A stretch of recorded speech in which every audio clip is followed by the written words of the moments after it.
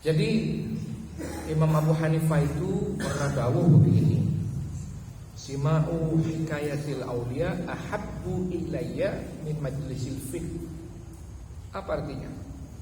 Mendengarkan cerita para wali itu lebih menyenangkan hatiku daripada menghadiri majelis ilmu. Bayangkan coba, majelis ilmu kurang hebat apa? Majelis fikih itu ya. Ngaji, belajar ilmu itu kurang tinggi bagaimana derajatnya ya dong. Tapi menurut Imam Hanafi itu masih lebih hebatan, lebih berfaedah, lebih bermanfaat mendengarkan ceritanya para wali. Dan hari ini tentu Indonesia berduka dari kalangan dunia pesantren, Nahdlatul Ulama berduka karena NU telah kehilangan salah satu mutiara terbaiknya di NU ini, khususnya yang bergerak di bidang bahsul masail. Tahu enggak, kalau NU itu jajaran organisasi sayapnya NU yang paling elit itu adalah bahsul masail. Jadi santri itu akan betul-betul diakui dan dipertaruhkan kredibilitas keilmuannya itu bila ada di forum bahsul masail. Ojo ngaku santri lek sik durung ngerti bahsul masail, belum pernah terlibat di bahsul masail dan belum bisa mewarnai bahsul masail. Kalau di Muhammadiyah itu disebut dengan majelis tarjih. Kalau di NU itu bahsul masail. Dan ini lebih sulit karena itu tingkatan forum ilmiah paling sulit di NU itu adalah di bahsul masail. Karena apa? Seluruh hasil belajar kita yang telah ditempa selama bertahun-tahun itu akan dipertaruhkan di situ melalui perdebatan ilmiah itu, adu argumentasi, adu epistemologi, pemikiran ya, di antara tokoh yang banyak di NU ini banyak. Saya yakin ada ribuan ya. Tapi hari ini yang paling menonjol di dalam dunia bahsul masail mulai dari tingkat bawah sampai tingkat pusat di PBNU sana, salah satunya adalah almarhum al-maghfurlah Kiai Haji Aziz Hasbullah. Kiai Haji Aziz Hasbullah ini wafat tadi pagi. Beliau kecelakaan sekitar berapa ya? 2 minggu yang lalu lah kira-kira. Sekitar 2 minggu yang lalu kecelakaan, mau menghadiri bahsul masail PBNU. Bayangin coba. Sahid kan? Sahid banget kalau begitu. Beliau kecelakaan di tol Cipali kalau tidak salah, dan dirawat di 2 rumah sakit, terakhir di Hasan Sadikin Bandung, sampai beliau menghembuskan nafas terakhir tadi pagi. Nah, apa keistimewaan Kiai Aziz ini? Nah, ini salah satu keistimewaan Kiai Aziz ini adalah Kiai Aziz ini bukan dari keluarga kaya raya.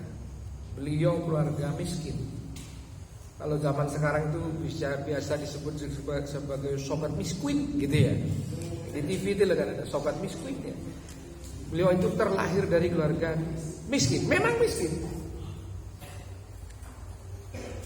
Jadi beliau itu karena himmahnya besar, keinginannya besar, ingin mencari ilmu khususnya di pesantren Lirboyo.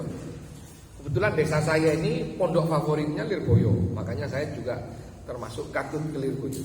Jadi di desa Ura-Ura, tahu ya, Ura-Ura Gondang Legi ini tercatat pernah melahirkan tokoh nasional ya. Beliau ini satu-satunya dan belum ada. Saya RT aja kan harus nganggep kok ya. Tokoh nasional itu ya beliau itu, Kiai Haji Aziz Hasbullah. Beliau mondok itu berangkat di Sangoni, saking melaratnya keluarganya. Di Sangoni itu hanya seongkosan tok dari Malang ke Lirboyo.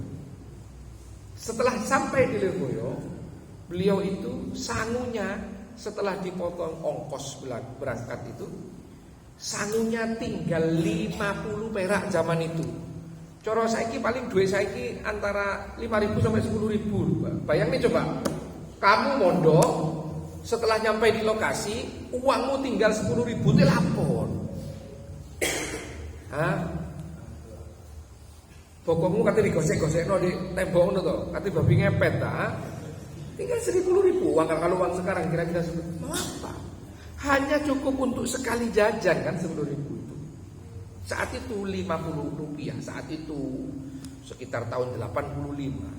Delalah ketika beliau mondok, ini menurut cerita yang sore, ketika beliau mondok itu, beliau di Lirboyo sedang berduka wafatnya salah satu menantu terbaik dari Kiai Sepuh, Kiai pendiri namanya almarhum almarhumlah Kiai Haji Mahrus Ali, sekitar tahun 85. Saat itu saya usia 3 tahun ya, saya lahir tahun 82. Tahun 85 Kiai Haji Mahrus Ali mengembuskan nafas terakhir, beliau baru mondok. Nah itu tertolong beliau itu. Karena beliau miskin, sangguni karek sak jajanan. Karena ada wafat kan ada tahlilan ya. Kebetulan Kiai Mahrus Ali ditahlilkan selama 40 hari. Beliau tertolong itu selama 40 hari itu makan deresan. Bayangin coba, ojo ngremeno deresan. Gara-gara deresan beliau jadi tokoh nasional itu ya. Jadi beliau masih tertolong 40 hari bisa makan dari deresan, sekalipun sehari hanya makan sekali kan. Kan deresan hanya habis sisa kan ya. Setelah deresan selesai, beliau sowan ke Romo Kiai Haji Ahmad Idris Marzuki. Romo Kiai Haji Ahmad Idris Marzuki ini cucunya pendiri. Jadi Kiai Abdul Karim punya menantu Kiai Haji Marzuki Dahlan, punya putra Kiai Haji Ahmad Idris Marzuki. Begitu. Saat itu setelah Kiai Mahrus Ali wafat, Kiai Haji Ahmad Idris Marzuki diangkat menjadi ketua para kiai di Lirboyo. Di Lirboyo itu ada kiai-kiainya banyak, ada ketuanya gitu. Namanya 3 serangkai biasanya. Namanya BBK. 3 serangkai itu diambil dari dulu. Dari dulu gak ada Kiai Sepuh, punya menantu 2, macan-macan semua istilahnya ya. Jadi 3 serangkai. Setelah beliau wafat bertiga, wafat semuanya, pendiri, menantunya 2 wafat. Harus ada penerusnya 3 serangkai lagi. Nah waktu itu 3 serangkainya adalah Romo Kiai Haji Ahmad Idris Marzuki, Romo Kiai Haji Muhammad Anwar Mansur, dan satunya lagi belakangan Romo Kiai Haji Abdullah Kafafi Mahrus. Nah ketika beliau menjadi ketua Lirboyo inilah Kiai Azizi ini sowan. Pak Azizi, kita manggilnya Pak Azizi. Kiai Azizi ini sowan mengajukan diri ingin menjadi dalem. Bayangin coba. Anda jangan meremehkan loh, ada orang-orang dalem. Sama seperti Anda jangan meremehkan Bilal. Sahabat Bilal itu sahabat yang paling tidak dianggap di zamannya Rasulullah karena dia adalah budak berkulit hitam keturunan Ethiopia. Justru Rasulullah mengangkatnya menjadi orang yang sangat populer di dunia sampai hari ini. Muadzin itu tidak jarang disebut sebagai Bilal. Bilal ini jenenge iso Ahmad, iso Muhammad, iso Hamid, Mahmud, tapi julukannya pasti Bilal. Orang kulit hitam Ethiopia. Budak yang dibebaskan oleh Sayyidina Abu Bakar. Setelah itu bebas. Begitu pula dengan Kiai Azizi ya. Beliau diangkat, akhirnya diterima menjadi dalemnya Kiai Haji Ahmad Idris Marzuki. Tugasnya apa? Mulai dari ngarit. Jadi Kiai punya ingon-ingon gitu. Mulai dari ngarit, karir kedalemannya itu seperti dalam ya. Karir kedalemannya itu mulai ngarit sampai jadi bos kantin. Bos kantin itu tugasnya bagian kulak dan manajer kantin. Baik ini coba. Mulai dari ngarit, pekerjaan sing paling bawah sebagai dalam sampai berubah sampai beliau menjadi bos kantin. Becak. Kulaannya itu kira-kira sekitar 5 sampai 6 kilo. 5 kiloan lah. 5 sampai 6 kilo gini ndak lagi lah kira-kira. Becak. Jadi penuh pulang. Untuk itu beliau lakoni dengan tekun dan beliau tidak menonjol. Cerita yang sore mulai beliau SD di sana itu tidak itu biasanya disebut SD. Mulai dari SD sanawiyah beliau tidak menonjol karena dalam. dalam bagian kerja kasar dan sebagainya. Jadi kalau di kelas tidur aja, tidak ada yang menyangka. Baru kemudian beliau naik kelas aliyah, mungkin karena waktunya sudah mulai longgar ya, tugas dalamnya sudah mulai, karirnya menanjak lah di kedalaman itu, mungkin tenaganya sudah mulai fit, mulai kosong waktunya. Apa yang terjadi? Seluruh teman seangkatannya dikalahkan semua ilmunya sama beliau. Saya kurang tahu itu, mungkin selama SD sampai sanawiyah itu beliau menyembunyikan ilmunya. Ketika aliyah itu seluruh teman seangkatnya beratus-ratus orang. Kalau di sana seangkatan itu enggak seperti kita. Kita mungkin seangkatan 50, 60 sudah wah gitu ya. Angkatan saya itu 400 kurang dikit. Satu angkatan. Jadi kelas itu ada 10. Kelas itu ada 10. Jadi saya waktu sanawiyah dulu itu kelas ada 10. Bagian A1, A2, A3, A4, B1, B2, B3, C1, C2, C3. Jadi ada 10 kelas.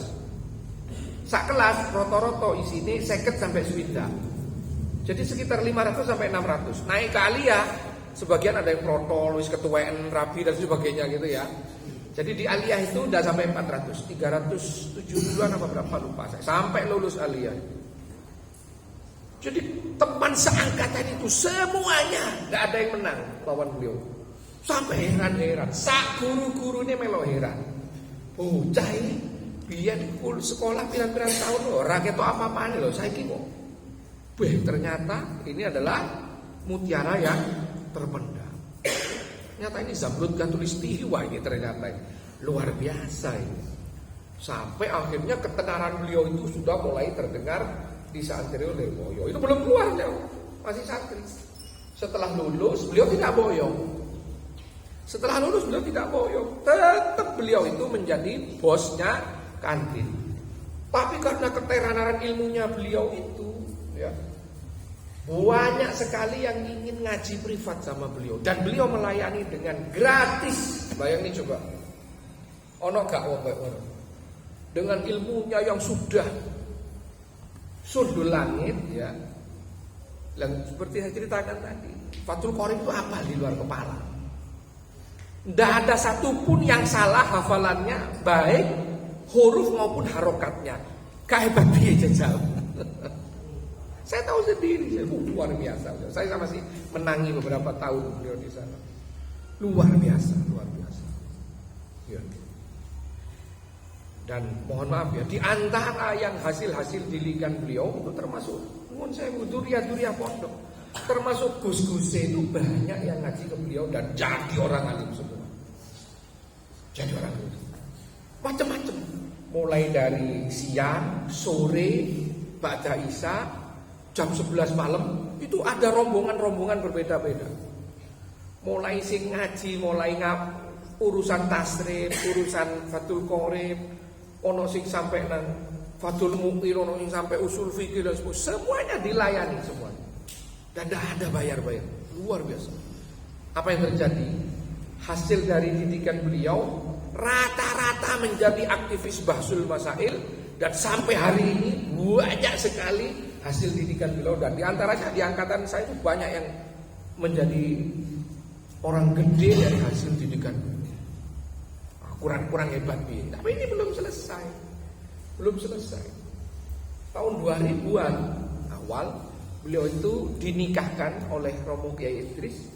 Itu dinikahkan dengan keponakan istrinya. Jadi beliau punya ipar, lah itu anak dari ipar beliau itu yang dinikahkan. Apa yang terjadi?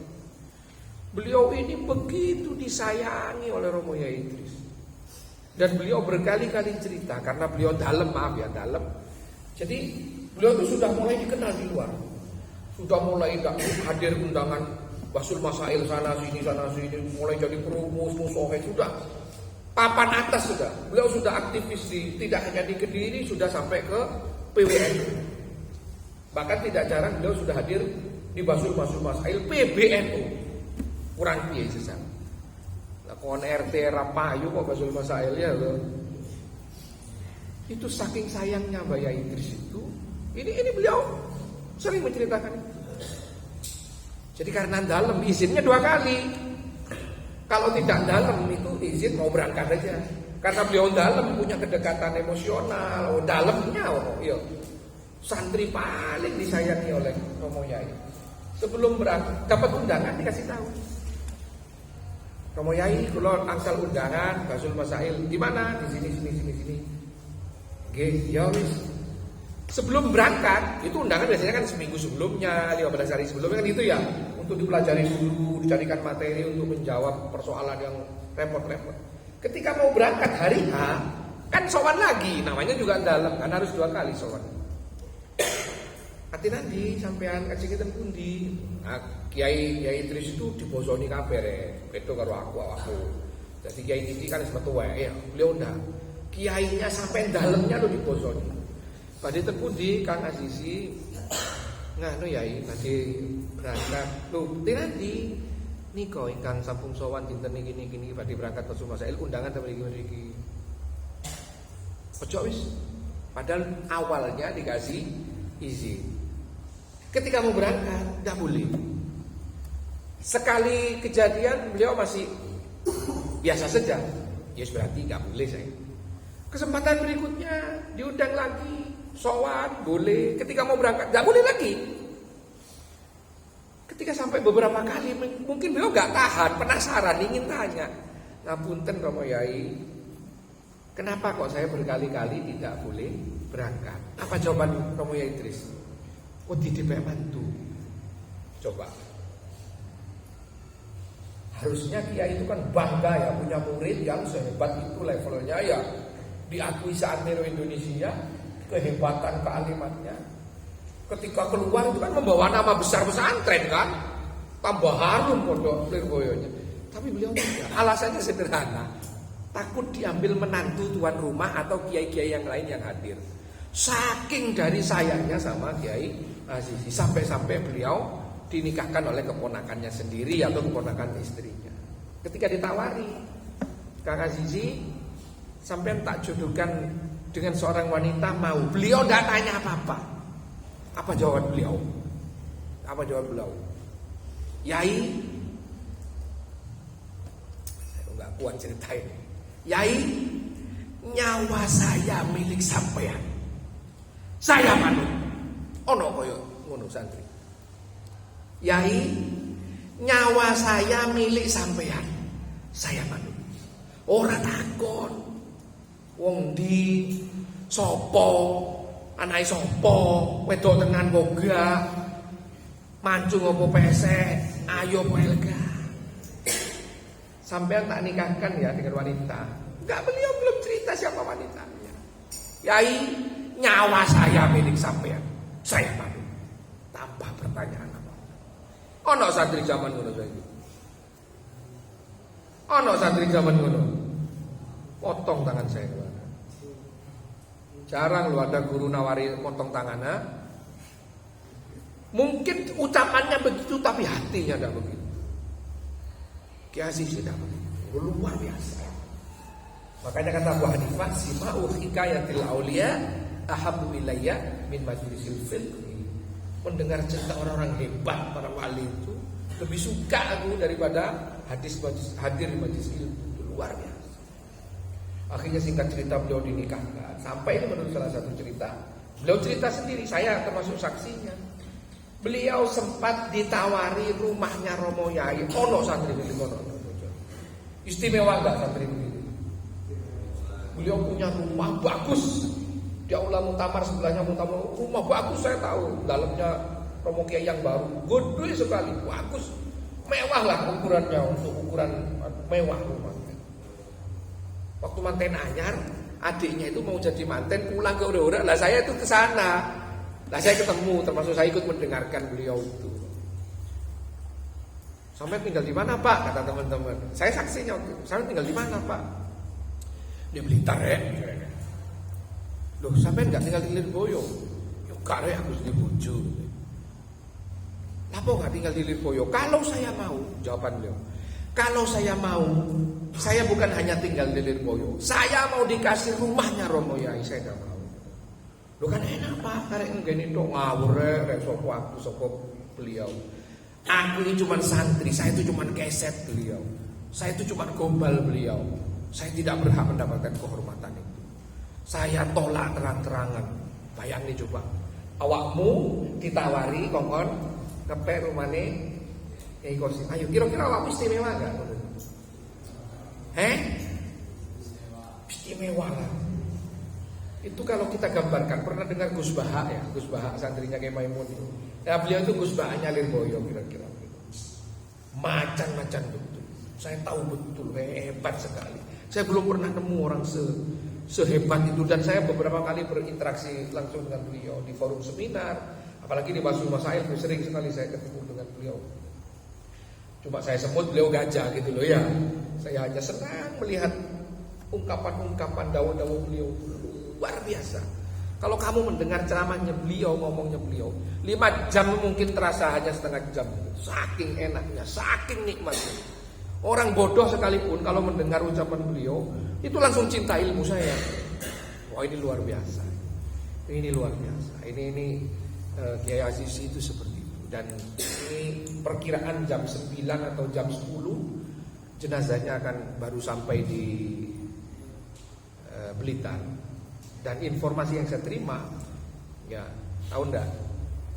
Hari ini pengasuh utama Pondok Lirboyo, ketua pengasuhnya namanya Romo Kiai Haji Muhammad Anwar Mansur. Beliau minta agar Kiai Aziz itu dimakamkan di pemakaman keluarga di Pondok Lirboyo. Bayangin coba, kon mate, ya, lawamu kan mate, ya. Atau kamu jadi kiai yang hebat, kamu wafat, kamu diminta oleh dalam dimakamkan di sebelahnya ya Haji Qasim Bukhari. Piye istimewa apa gak ngono kuwi? Oh sayang ya, ada di HP saya ya. WA perbincangan di grup-grup alumni itu ada di WA saya. Ada di situ. Atas permintaan Romo Kiai Haji Muhammad Anwar Mansur, jenazah Kiai Haji Aziz Hasbullah minta untuk dimakamkan di pemakaman keluarga di belakang Masjid Al-Hasan. Oh luar biasa. Ngeri ya. Ngeri loh. Gak pengen Pak jadi wong hebat, gak pengen loh. Ya pengen Pak, tapi tahu diri Pak. Iya wis. Kakek maksiat aku denganmu itu gak mungkin lah seperti itu. Ini belum dimakamkan jenazah. Makanya saya ceritakan hari ini karena penting. Kita rekam, kita sampaikan, kita sebarkan. Supaya semua orang tahu betapa luar biasanya orang alim itu. Betapa luar biasa. Itu banyak julukan beliau itu. Macan Lirboyo, kabus berjalan. Jadi tanya apa saja ke beliau, tidak perlu saya digolek nanti saya jalankan. Tidak perlu. Tanya sekarang langsung dijawab sekarang. Sak dalil-dalile, sak kitab-kitabe, sak teks kitabe diwaca. Oh itu jawabannya ini ada di kitab ini juz sekian, ini yang berbicara imam ini teksnya begini. Oh lah anak bener didelok persis. Coba kira-kira oleh wong biasa ngono buka. Luar biasa. Luar biasa. Ini siapa tahu ya cerita hari ini bisa membuka hati kita ya. Karena kita cinta ulama, kita cinta orang alim. Siapa tahu hati kita dibuka. Oh jangan putus asa. Saya sama kok dengan kamu tuh. Saya sama, bodoh sama. Hanya kebetulan saja saya lahir duluan, saya mondok duluan. Ya, dan saya mendapatkan guru-guru yang luar biasa. Alhamdulillah saya kesababan itu, ketularan orang-orang hebat itu. Saya bisa duduk di depan ini. Bukan karena saya pintar, tidak. Tapi karena keberkahan beliau itu luar biasa. Sak makam-makame diminta dimakamkan di sebelah kiainya. Luar biasa ini. Bukan keluarga, bukan apa, orang tidak punya, bahkan beliau adalah dalam. Maka kamu jangan remehkan kalau ada teman-temanmu dalam, misalkan ada yang bertugas ngumbah motor, ada yang bertugas nyucikan baju, ada yang bertugas masak di dalam, jangan kau remehkan itu. Hati mereka ikhlas jadi itu. Dan ini salah satu contoh terbaik betapa dari kekurangan beliau menjadi bintang yang paling terang benderang di antara alumni Lirboyo saat ini. Semua alumni Lirboyo tahu beliau. Semua alumni Lirboyo yang terbit dan besar di Basul Masail rata-rata hasil didikan beliau atau hasil didikan dari orang yang dididik oleh beliau. Jadi kan kamu pernah nggak menyaksikan Basul Masail? Kalau Basul Masail itu macannya itu biasanya ya kalau nggak Lirboyo, Peloso, Sarang, ya Langitan, Besuk dan beberapa pondok besar yang tenar. Nah, di antara yang paling mendominasi itu salah satunya adalah peserta dari Lirboyo. Itu semua hasil didikan beliau. Kalau tidak hasil didikan beliau langsung, hasil didikan orang yang pernah dididik beliau atau orang yang pernah dididik beliau. Itu luar biasa. Maka dari itu sudah sepantasnya kita menghadiahkan bacaan tahlil malam ini untuk beliau. Ini edisi spesial mengenang orang besar. Dan ini kita abadikan dalam video ini. Siapa tahu karena kesababan ini ya saya dapat berkah, sampai semua dapat berkah. Gak perlu sampai melihat beliau alumni mana, gak perlu. Tapi tolong lihat betapa cerita hidupnya menakjubkan dan banyak menginspirasi khususnya dalam dunia Bahsul Masail seluruh Indonesia. Bahsul Masail seluruh Indonesia itu pasti tahu beliau. Kalau tidak tahu beliau, saya pastikan Bahsul Masailnya itu palsu. Karena mulai dari tingkat bawah sampai tingkat atas, gak lanang gak wedok. Kan Bahsul Masail itu ada dua ya. Ada Bahsul Masail putra, ada Bahsul Masail putri. Ada yang dari NU, ada yang di luar NU tapi ya wong NU semua. Karena Bahsul Masail memang milik NU. Yang di NU itu ya Bahsul Masail NU itu yang tidak ke NU tapi orang-orang NU namanya FMPP, Forum Musyawarah Pondok Pesantren. Itu yang putra. Kalau yang putri namanya FMP3, Forum Musyawarah Pondok Pesantren Putri. FMP3. Itu tahu semua beliau. Bahkan saya beberapa kali hadir di FMPP Putri itu ya. Itu kalau beliau datang itu kan karena jadwalnya padat, habis misi pengajian sana. Jadi beliau hampir pasti tidak bisa tepat waktu. Jadi forum itu biasanya dimulai habis isya itu sampai jam 12 malam. Beliau itu paling hadir jam 9, jam 10 malam. Jadi kalau beliau hadir itu tepuk tangan semua itu cewek-cewek itu. Pondok Putri se-Jawa Timur itu ya. Tepuk tangan luar biasa. Seperti menantikan kalau ngerti K-pop ya kayak K-pop gitu loh. Beliau itu hadir langsung tepuk tangan. Begitu senangnya beliau melihat santri-santri peserta Bahsul Masail Putri itu melihat kehadiran beliau. Karena saking harum dan alim.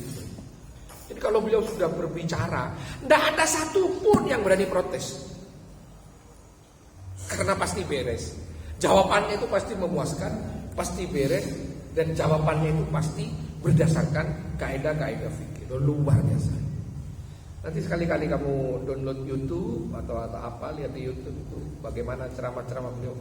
Kalau ceramah nggak begitu menggelegar ya.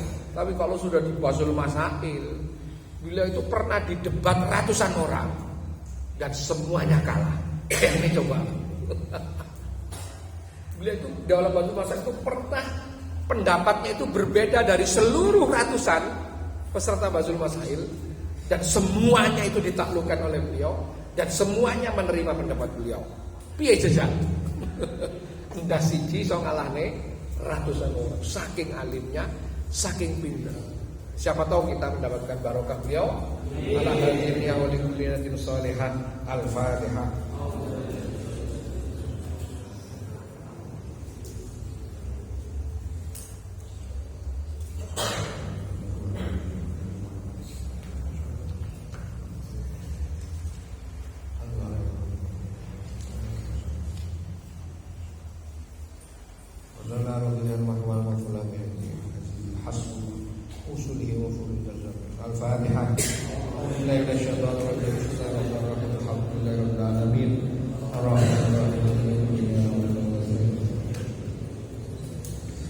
Bismillahirrahmanirrahim. Wallahu a'lam. Bismillahirrahmanirrahim.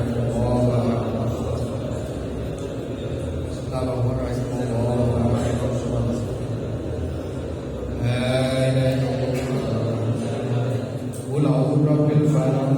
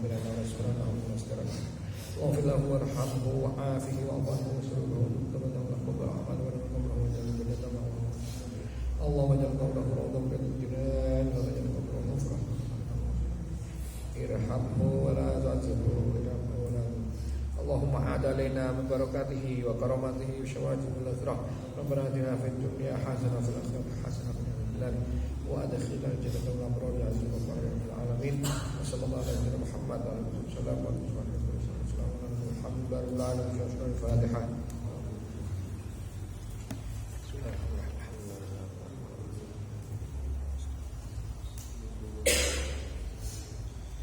Semoga cerita saya ini bisa menginspirasi sampean, mendapatkan keberkahan dari beliau. Setidak-tidaknya kita sudah bersilatul arwah dengan beliau, menyambung roh kita dengan beliau.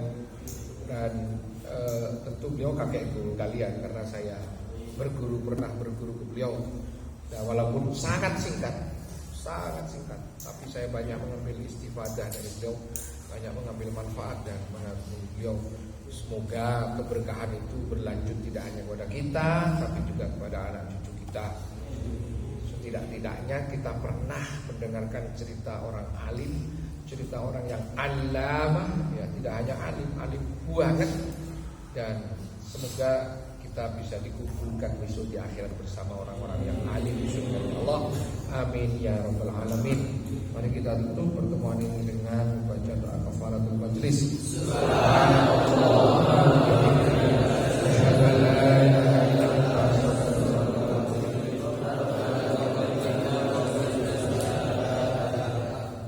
Assalamualaikum warahmatullahi wabarakatuh.